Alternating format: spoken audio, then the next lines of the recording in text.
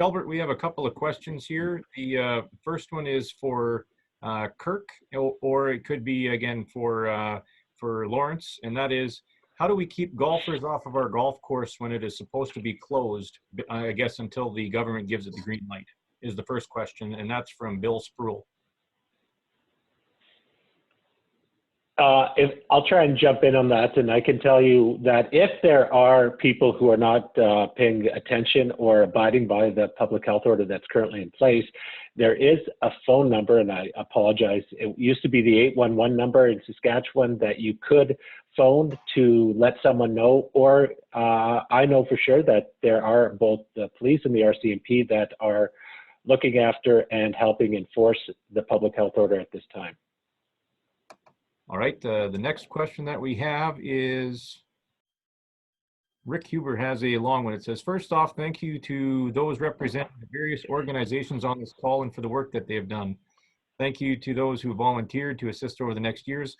My question relates to the various costs associated with playing golf this year. If the season is prorated from its normal, say, 180 days of golf, will things such as the gold card charges and seasonal passes also be prorated? It's anticipated that charges will be reduced.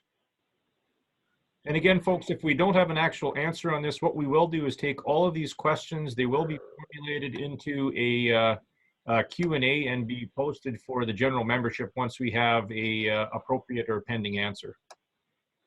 Brian, would you like me to take a crack at that one, and you also share, or what would you like on that one? Yeah, if you're able to, Lawrence, please.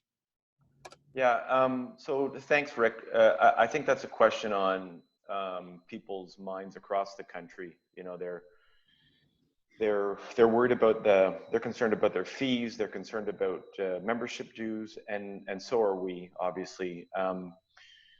At this point, we're taking everything in. We're following closely about what is happening. As you might know or have heard, 9 of the provinces currently don't have golf being played. There's one in British Columbia is still open for play, and they've done so with significant protocols in place. So we don't quite know yet what the season looks like. We don't know when we'll be playing. In parts of sort of, I'd say, the prairies, central Canada, we're not usually playing till now or closer to May 1st.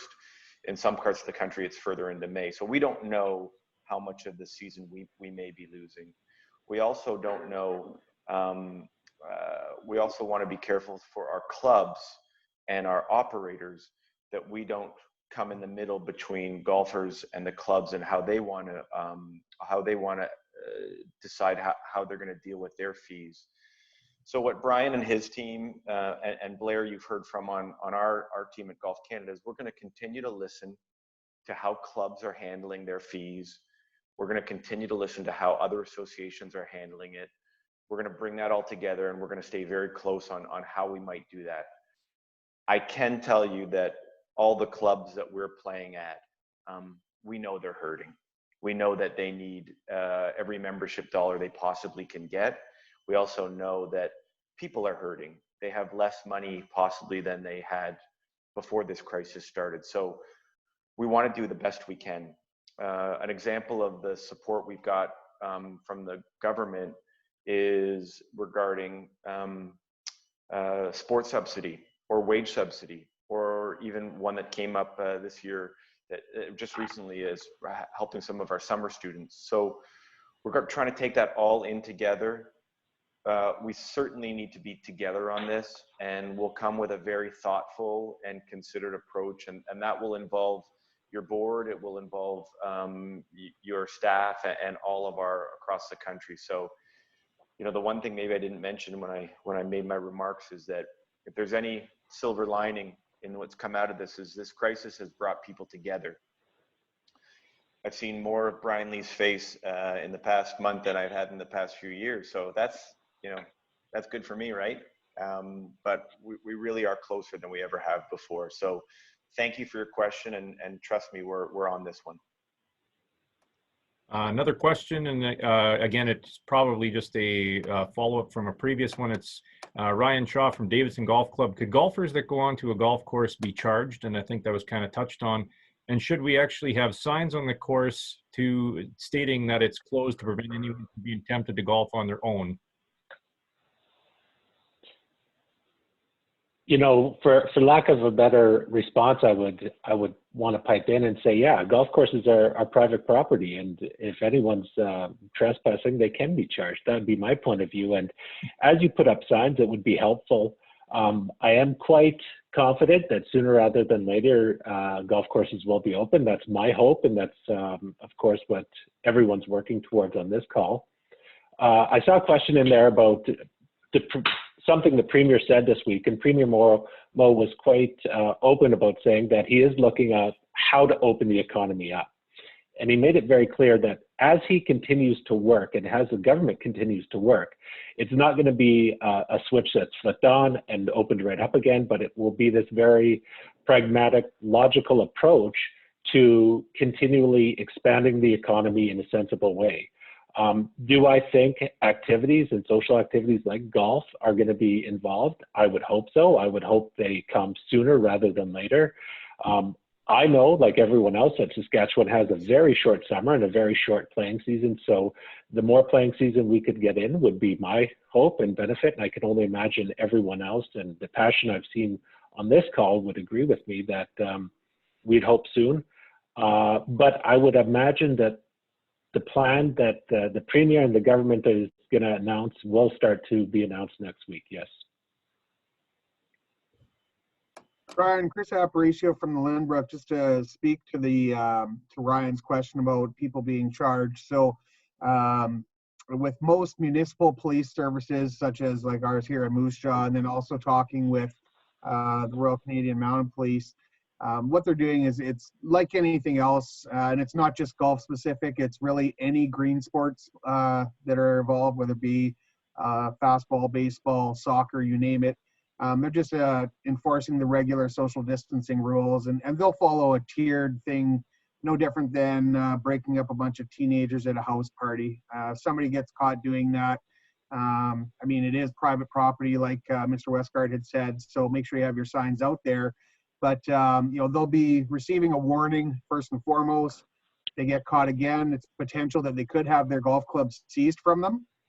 And then the final resort would be charges. So they don't want to be charging anybody any more than anybody else. So, you know, they'll have their stern warning. But I think every course should do their due diligence, make sure that you have your posted signage that's easily visible at any access point of your course.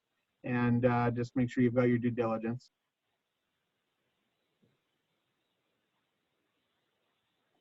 And this question came in, it's from a previous one, it's from for Richard.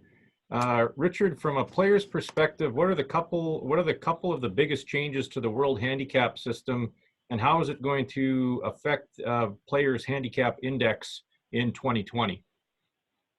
Well, there's a different question from a totally different area of concern.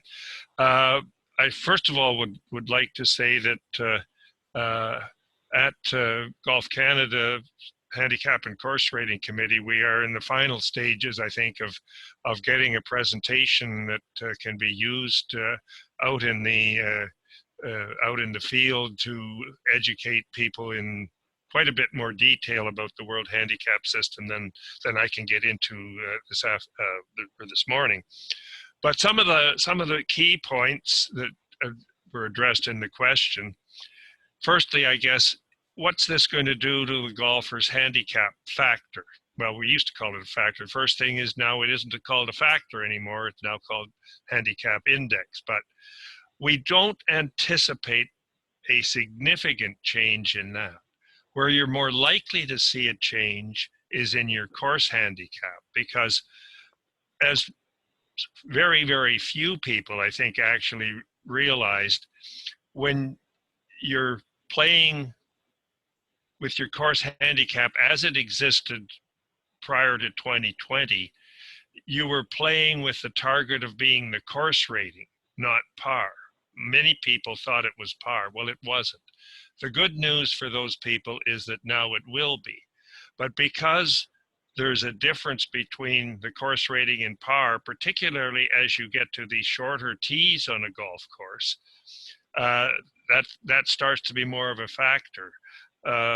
For example, I'm a senior golfer. I play from a set of tees at my home course, which has a course rating of approximately 68. The par is 72, so there's 4 strokes different. So because my course handicap used to be based on achieving the course rating, which is 4 strokes better than par, then I will expect that my course handicap will be reduced by approximately 4 strokes. Now, don't panic. That is also going to apply to everybody else that you play with. So the difference between your course handicaps, which is what you use in a match play and that sort of thing, will not be changing by much. But that's probably the most noticeable thing you're going to see. There's some other key changes, and one is we're now going to recognize the playing conditions on the day of a round, so that if a significant number of players on a given day shoot a higher score, for example, than we would normally expect them statistically to shoot, that probably suggests that there's something in the playing conditions. Strong wind, maybe it's rainy, maybe it's cold. When that happens, there will be an adjustment triggered automatically. It'll be done in the score center, so that it will be recognized that you played on a more difficult day, for example, and that will be taken into consideration. But for that to work properly, we as golfers have to be a little more conscientious of posting our score the same day it's played so that it can be used in that calculation. Scores submitted later will still be subject to the calculation adjustment, but they won't contribute to figuring out what that adjustment should be. Let's see. I guess the other thing is your handicap index is going to use only the best 8 out of 20 most recent scores as opposed to 10, but that's not as big a change as you might have thought, because there used to be a 96% bonus for excellence that came in there, and that's no longer there, so we don't anticipate that to change your handicap index very much. I think those are kind of the main things that come to mind. I didn't do my homework and review each and everything about the handicap system for today. I was thinking and as we have been, are a little more focused on some of the other things. But rest assured that we will be coming out with an educational program in the near future that will give everybody the opportunity to become more aware in all of its details of the World Handicap System. Thanks, Richard. And just to build on that for just a quick minute, yes, there will be an online version of the handicap seminar that club members and those who are with the handicap committees will be able to take. The target is sometime in early May. The certification exam that will be available will also be in online format, also available in May. And we will most likely be doing webinars to also assist so that it's taking in lieu of the face-to-face meetings. We'll be doing some Golf Saskatchewan branded World Handicap Seminar trainings for not only players, but also for club people. And you can just watch for that in the coming weeks. We did get a question whether or not the melding with the handicaps. Just to give you a quick update, the answer is yes. A new licensing agreement between the USGA and Golf Canada, sorry Lawrence, I'll jump in for you, was signed, and that's being taken care of. So the scores that were posted when you were down south will be worked at and will be added to your Golf Canada Score Center very quickly. So those scores, your handicap factor, whether it's at your USGA club or your Golf Canada club, will be very similar, if not identical, in the coming months. It's just going to take a little bit of time to get those scores from, say, October, November brought in into the system, or those played in January, February. Ryan, did you want to have Kirk take a look at that one last question that came in too? Okay.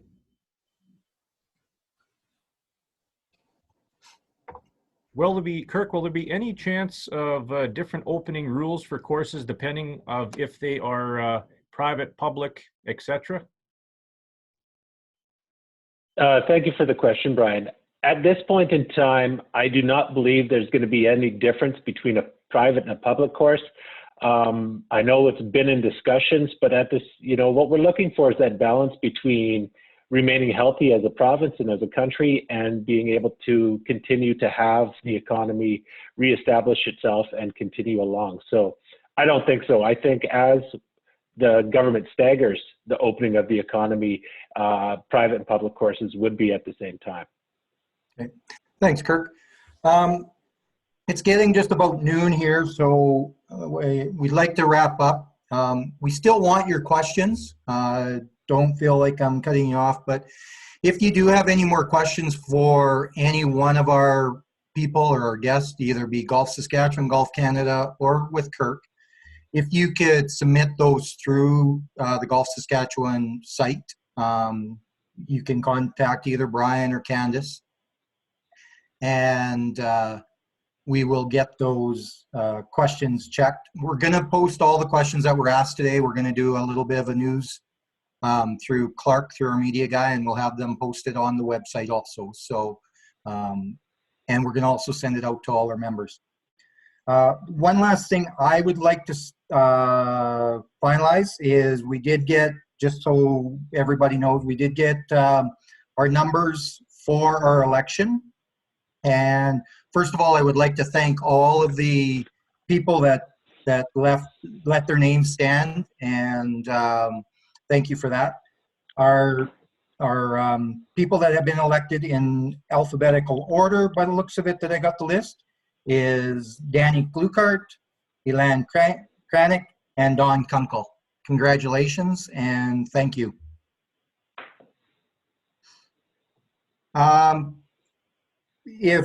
If our guests don't have anything else to add, I'm going to, first of all, I would like to thank everybody for joining us today. We will, like I said, continue. One of the things with this, which may have helped us, is that now, even when we do have our annual meeting next year, when it's a little more back to somewhat a different normal, that we are able to gather in a room, hopefully by next year, is that we will still be able to offer this service to people from our outlying areas. So it's, like I say, if nothing else, it may have helped us from that side point of view to be able to include more people in our annual general meeting every year. So like I said, again, thank you for attending. And also, if I can let the people that the existing board members and the new board members, if they can please stay on just for a couple of minutes after everybody else signs off. We want to do an organizational meeting probably a little bit later today, not right away, but we can do it a little bit later today. So, and unless somebody else has anything else to add. On behalf of the staff, thank you to Charlie, to Lawrence, to Blair, to Kirk, to Mark Patterson, and to everyone else for attending today. Much appreciated during these unprecedented times. Be safe, wash your hands, and once it's started, keep your tee shot in the fairway and don't leave your putt short.